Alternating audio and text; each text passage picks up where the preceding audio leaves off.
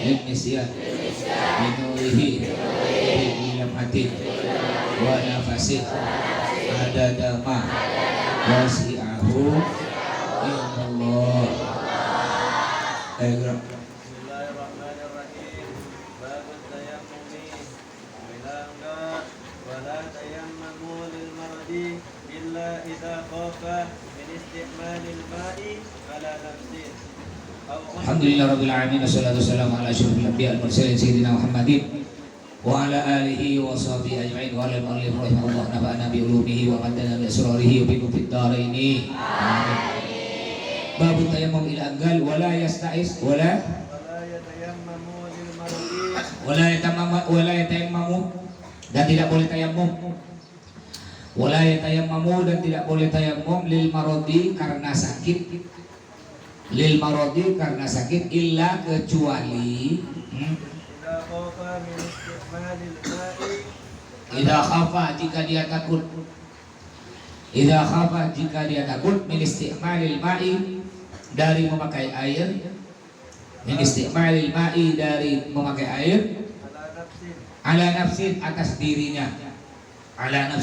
dirinya samir.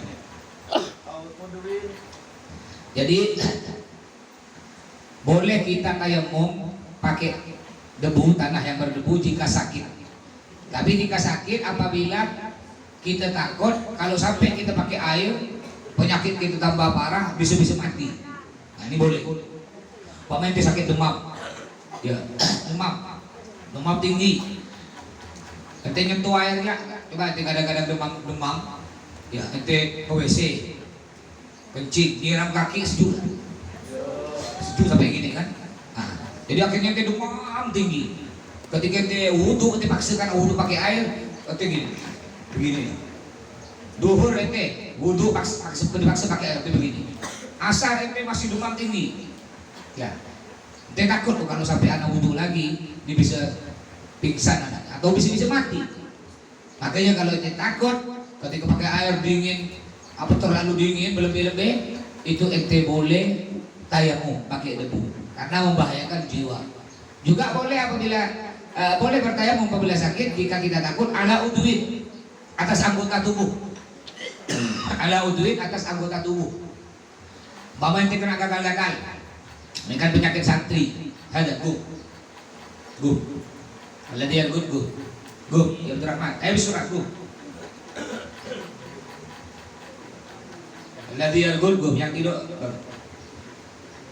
Bapak itu kena penyakit gatal-gatal. Ini penyakit gatal-gatal ini penyakit santri. Biasa santri baru yang di bawah setahun biasa kena gatal-gatal. Tapi santri yang lama, yang 3 tahun ke atas itu biasa kebal. Ya ulat dah malas nak gigit dah. Enak dagingnya tak enak, pahit. Nah, kalau anak baru dagingnya masih manis dia. Makanya lebih lihat rata-rata 3 tahun ke bawah tuh kena gatal-gatal. Tapi yang 3 tahun ke atas, biar tak mandi dah kena gatal-gatal. Fian Hanafi. Nah, lihat Hanafi itu mondok udah 6 tahun, itu tak mandi 1 tahun, gatal-gatal enggak ada, kebal. Ya, lihat itu yang kecil-kecil yang lama-lama mondok kecil, yang biasa tak mandi. Tapi anak baru walaupun dia rajin mandi pakai sabun, ya rata-rata anak baru kena. Masya Allah tuh di pondok, mau pondok mana aja? Pondok Al Jihad, ya Al Jihad pondoknya murah meriah, uang masuk sekitar 4 juta lebih kan. Nah, tidur enggak pakai ranjang, enggak pakai AC. Ya mandi campur air parit, campur air ledeng. Kena wajar. Dalwa. Pondok Dalwa ini pondoknya orang berduit, uang masuknya 12 juta. Tidur pakai AC, pakai ranjang, pakai kasur, mandi air itu bisa diminum saking beningnya airnya. Makan dia enak-enak, ayam, daging. Tapi walaupun pondoknya bersih, masih kena gatal-gatal. Ya. Kenapa? Karena itu memang gatal-gatal penyakit santri itu Allah mengetes ente sabar dan di pondok. Kan di dalam kita taklim di antara syarat-syarat orang pondok ada 6. Ya zakaul wa hisul wastibarun. Di pondok harus sabar. Ya kalau udah kena gatal-gatal ya biasa, jangan sampai berhenti pondok. Kalau balik izin wajar, izin berobat wajar. Tapi kan karena kena gatal-gatal berhenti pondok ada dulu wali murid. Anaknya diberhentikan mondok gara-gara mandi di parit.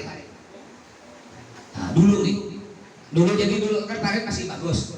Di belakang rumah Sirul bagus, di depan pondok di parit dulu bagus nih, bagus airnya, coklat, udah hitam. Nah, jadi ketika orang tuanya berkunjung, mana anak saya Ustaz? Oh ada di belakang, mandi. Ketika dia pergi dilihat, astagfirullahaladzim, terkejut dia, mandi di parit. Lalu dia bilang, ya Ustaz, anak saya mau saya berhentikan. Loh kenapa?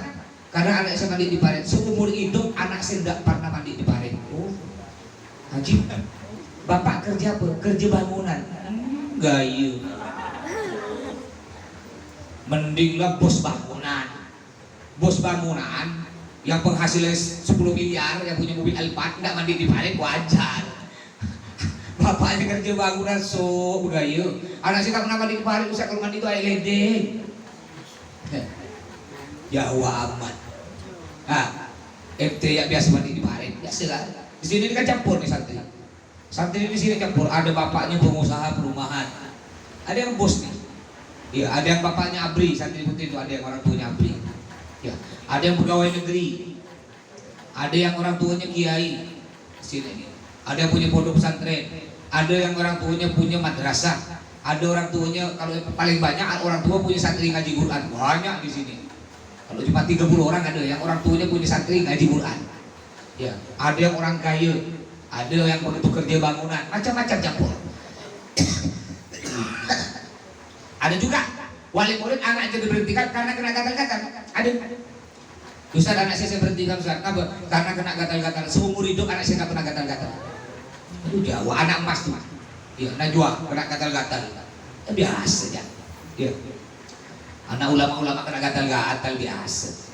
Nah, jadi di mondok ini kena gatal-gatal itu Allah mencoba ente, Allah mengetes ente, sabar atau enggak. Jangan berhenti gara-gara gatal-gatal berhenti.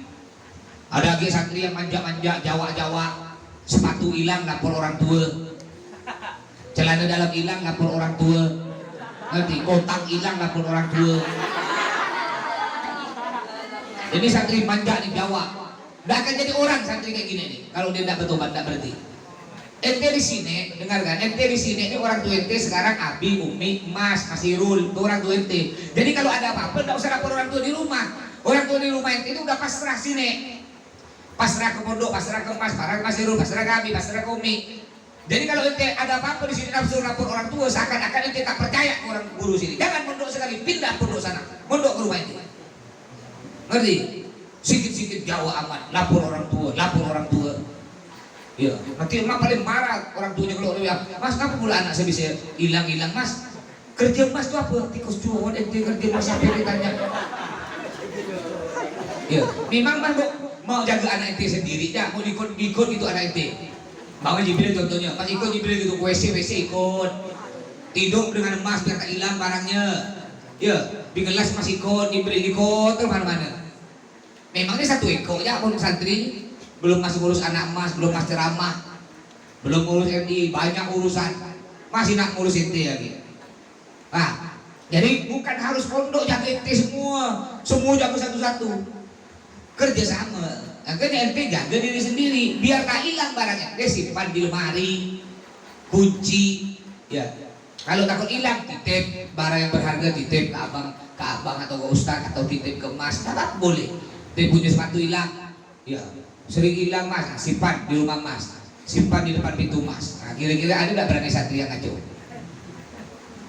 Melatih ya, simula melatih itu sampai rumah Mas tak berani ngaco-ngaco. Tahu melatih ngawal yang warna hitam tuh? Jadi kalau ada orang lewat nyapa,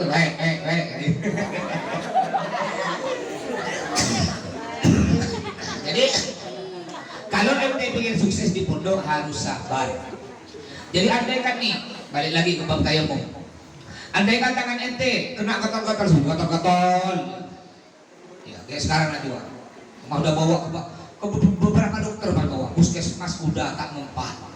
Ya bawa ke dokter yang di dekat-dekat sini nih, kemudian tak mempan. Berikan obat, macam-macam tak mempan. Akhirnya mah nyoba tadi malam, dibawa ke dokter Retno. Dokter spesialis bagian gatal-gatal. Ya, namanya dokter gatal-gatal. Dia lulusan Universitas Koreng Gatal. Akhirnya Mas bawa. Pertama, Mas belum pernah situ tuh. Ketika Mas masuk, loh, udah Mas curiga nih. Ini rata-rata yang datang pakai mobil-mobil, lu kayaknya mahal nih kayaknya dia. Perakhiran Mas kan. Sekali Mas masuk dalam, kakinya dibersihkan, bersih, dibungkus beli obat. Mudah-mudahan paling di perakhiran Mas paling 150. Sekali nak bayar. Berapa Kak? 875. 875.000, hampir 1 juta. Aduh udah dah. Juga kata lagu, cukup sekali aku ke sana karena terpaksa. Tahu Mas 875, Mas tak pergi. Belikan kal panak 1 kardus. Nangis lah. Nah, jadi andaikan anggota tubuh ente, anggota bagian wudhu, tangan, kaki atau kepala ente bebas ini, tangan lah kita berakan atau kena gatal-gatal banyak, gatal-gatal. Kata dokter, untuk sementara ente tengah periksa ke dokter, dek, untuk sementara adik tak boleh wudhu dulu pakai air ya, karena kalau kena air nih dek lama sembuhnya dek, bahkan tambah banyak gatal-gatalnya. Jadi adik tayamum ya. Nah, kalau kata dokter, ya umpama kita kalau kena air tambah parah, yaudah jangan wudhu, tayamum boleh, ya tidak apa-apa. Baik, Istamir. طول المرض أو حدوث شيء قبيح في عضو ظاهر Au tulal marad, atau tambah lama sakitnya. Au tulal marad atau tambah lama sakitnya.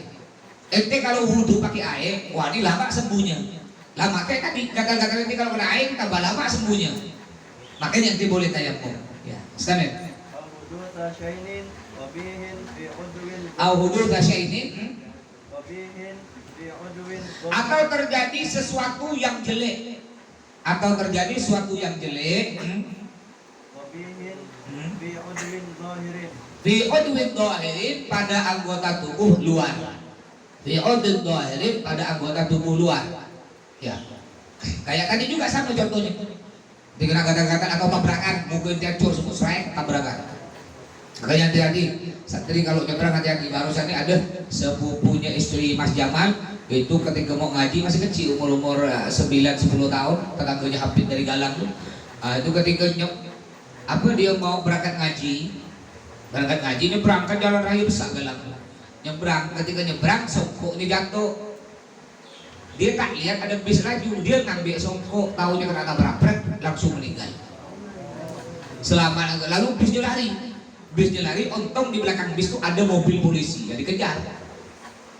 Bang, jadi hati-hati ente kalau nyebrang atau pakai motor itu hati-hati. Ya kita jangan bilang gini, enggak Mas, anak tergantung takdir Mas. Kalau enggak kena tabrak, enggak mungkin kena tabrak Mas. Ayolah. Kalau karena tergantung takdir, ente tak mau berusaha, ente diam ya nanti berjalan ambil izin, ente diam di depan korem ya. Jadi ada truk kebun, ini pertama dia dipikir ada truk kebun langsung dia bekerja, lawan nggak truk kebun dikebun, pulang itu ya. Saya yakin takdir, kalau bukan takdir tak mungkin mati. Tabrak ya terlaju. Betul, semua itu tergantung takdir. Tapi kita manusia oleh Allah diajarkan untuk berusaha. Ente oleh Allah ditakdirkan. Umpama ente ditakdirkan, walaupun ente belajar terus tak mungkin jadi ulama. Ente ditakdirkan oleh Allah tetap jadi bandar narkoba. Ente apa takdir udah ditulis. Jadi kita manusia ketika umur 40 hari pertama manusia itu berupa setetes mani. 40 hari selanjutnya segumpal darah. 40 hari selanjutnya ditambah tulang belulang. 40 hari selanjutnya diberilah daging dengan nyawa.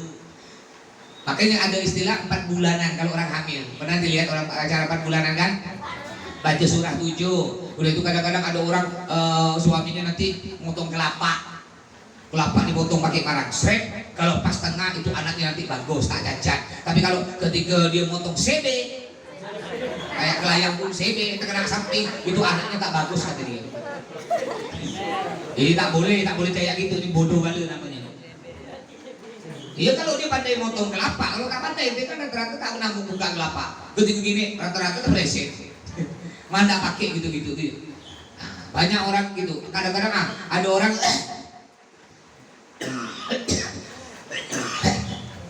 jangan percaya hal-hal itu. Contoh, kadang-kadang kalau ada orang nabrak kucing, orang nabrak kucing nangis dia. Kucing, aduh bahaya nih, aku mau ngapa? Ada orang pernah nanya Mas, nelpon sekitar jam 11 siang. Assalamualaikum Pak Ustadz. Ustadz, iya Pak, ada apa? Pak Ustadz, tolonglah Pak Ustadz, saya bingung, saya apa yang saya lakukan Pak Ustadz? Ada apa? Saya nabrak kucing sekarang Pak Ustadz, sial hidup saya disial, kata dia. Apa pula sial? Iya Pak Ustadz, kata orang tuh kalau nabrak kucing, itu baju yang kita pakai harus buka, bungkuskan kucing. Udah itu kita tanam kucing, kita talkinkan. Marrob buka, Nabi buka, kita buka. Udah itu Pak Ustadz katanya kita harus tahlil 7 hari, undang orang. Siapa yang meninggal almarhum kucing. Jadi kalau umatnya Al-Fatihah almarhum kucing, Al-Fatihah. Yang kedua almarhum ilamat melati, Al-Fatihah.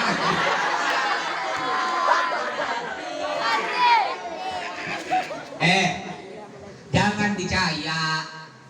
Kita nabrak kucing kalau nggak sengaja nggak apa. Jadi caranya gimana? Mau pernah nabrak 2 kali mana nabrak kucing? 2 kali. Pertama di depan rumah Abi, penyek. Mas tak salah. Kucing itu mau bunuh diri dia. Ketika mau mundur mobil, dia ada di bawah ban mobil. Mas tak lihat. Ketika mundur, seret.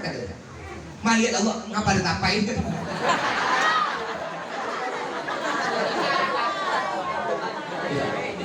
Ya udah Mas panggil santri, panggil. Tak tahu lama dah dulu nih Mas panggil. Ambil, nanti buang ke tong sampah. Kuburkan. Yang kedua kali mana berat depan rumah Misuri. Pada waktu itu mamanya Neng Iimnya tuh tengah hamil Nafa. Tengah hamil Najwa. Ketika mana berat di situ tak sengaja kan jalan mobil nabrak mati. Oh, itu tangguh keluar. Aduh bahaya. Kalau suami kata orang tua zaman dulu, kalau istrinya hamil, lalu suaminya nabrak kucing, nanti penyek, kayak kucing penyek, kepalanya tipis sebelah.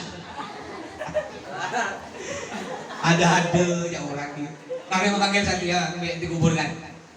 Jadi kalau kita nabrak kucing biasa ya. Jangan pula dibuka baju, tak pakai baju dibuka baju, buka sarung, buka celana dalam, buka.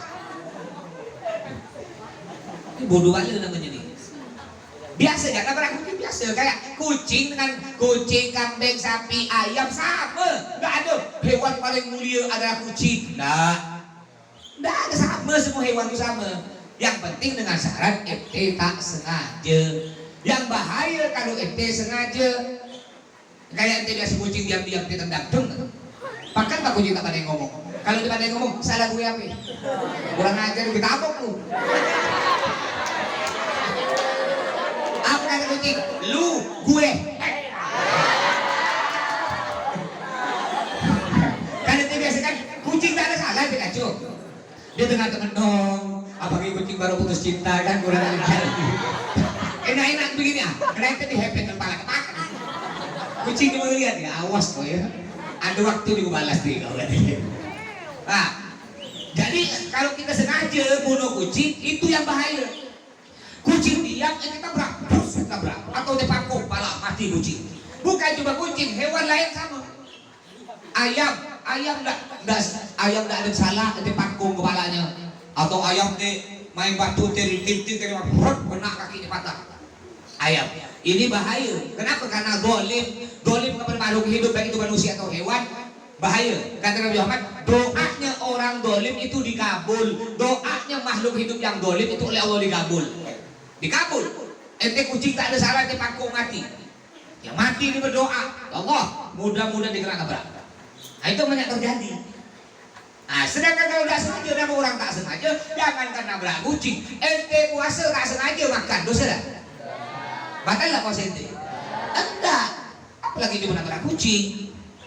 Makanya hal-hal gitu jangan langsung percaya. Nggak boleh perempuan makan pakai, nggak boleh perempuan makan pakai cobik. Tahu cobik deh? Cowek itu cowek. Ulekan. Kalau makan pakai giri, kalau makan pakai nggak pakai biri, pakai ulekan. Itu tak laku kawin. Nggak boleh duduk di atas bantal nanti matanya bisol. Ada nggak? Nggak boleh jalan begini nanti sering lupa. Nggak boleh main kepala nanti bodoh. Makanya kalau main kepala itu biar tak bodoh. Apalah gitu-gitu. Ada yang nggak boleh tidur di pas tiang nih. Nanti kena apsak-ap katanya. Kena ajit, tak bisa bernapas katanya. Macam-macam. Ya. Itu yang aneh-aneh nggak ada dalam Islam. Kata Nabi Muhammad apa? La dharara wa la dirara. Yang artinya tidak ada yang berbahaya dan tidak ada yang membahayakan kecuali dengan izin Allah. Yang penting tadi ya, kalau nabrak kucing biasa aja.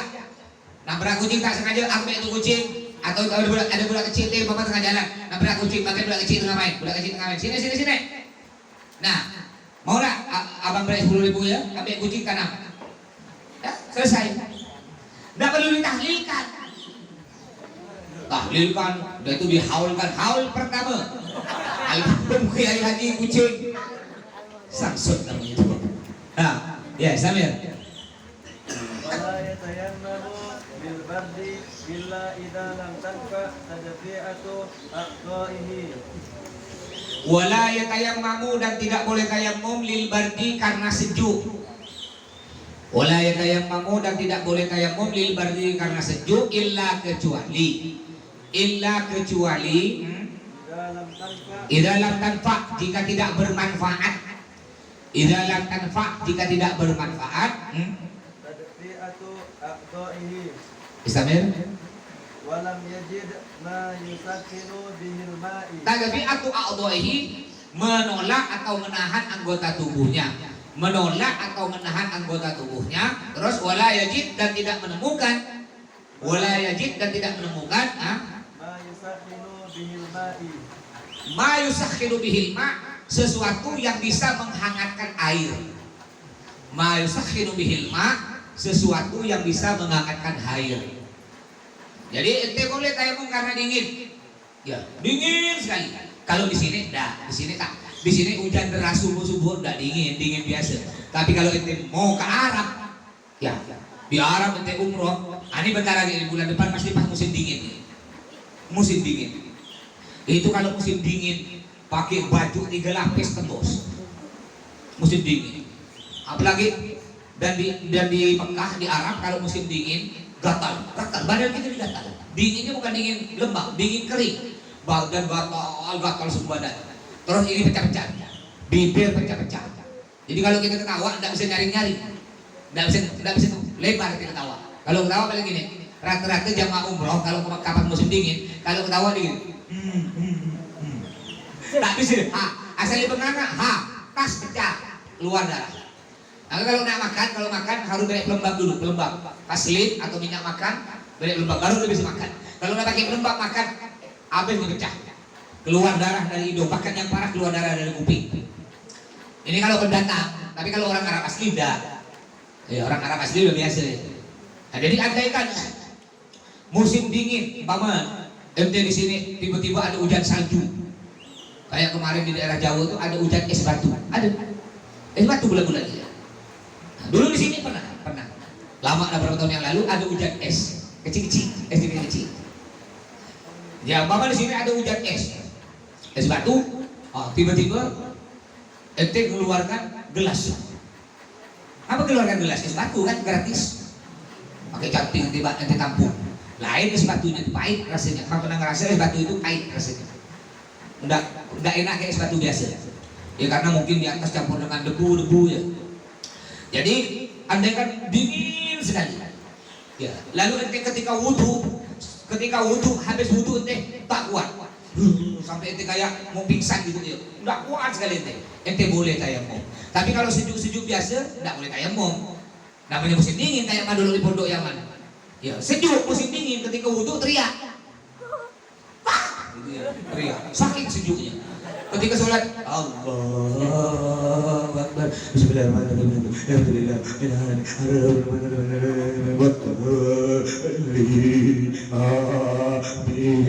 Gitu ya. Sejuk betul. Baca aminnya. Kemudian bukan lagi tak bisa. Ya, darurat. Ketika kunut, Allahumma hdina fi man hadait. Amin. Wa afina fi man afait. Amin. Tahiyatu. Tahiyatu.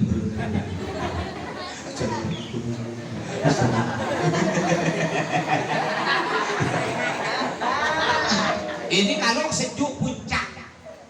Bahkan keran air itu kalau subuh puncak itu keran air tak keluar, beku penampungan tuh. Nah, jadi kalau wudu tidak pakai keran, kita wudu pakai bak air, yang si air. Di situ pun kadang-kadang kalau puncak ada es batunya sedikit-sedikit. Bayangkan di musim sejuk dingin, wudunya pakai air dingin. Saking sejuknya kalau musim dingin, kita ngomong tuh keluar asap. Pernah kita nonton film barat? Yang kalau ngomong keluar asap? Ah, sama mas kalau mondok di Yaman keluar asap pertama kali mas mondok kan sepuh. Jadi kalau ngomong mau mana? Hah? Sengaja biar asap keluar. Tapi kalau musim puncak dingin. Jadi kalau kita musim dingin dan kita tidak kuat dengan dingin tersebut, boleh tayamum pakai debu. Samir. Tapi kalau ada penghangat, airnya dingin, itu punya air satu liter dingin sekali. Musim sejuk, tapi itu punya penghangat, nggak boleh kita tayamum. Wajib kita hangatkan dulu. Ngambil air satu dandang, satu belanga, nanti panaskan lalu kita campurkan sampai hangat. Kalau tidak punya alat penghangat namanya, kompor tak ada, belanga tak ada, ya udah tak apa-apa kita boleh tayamum. Ya, Samir. Waqafa ala manfaati udwin.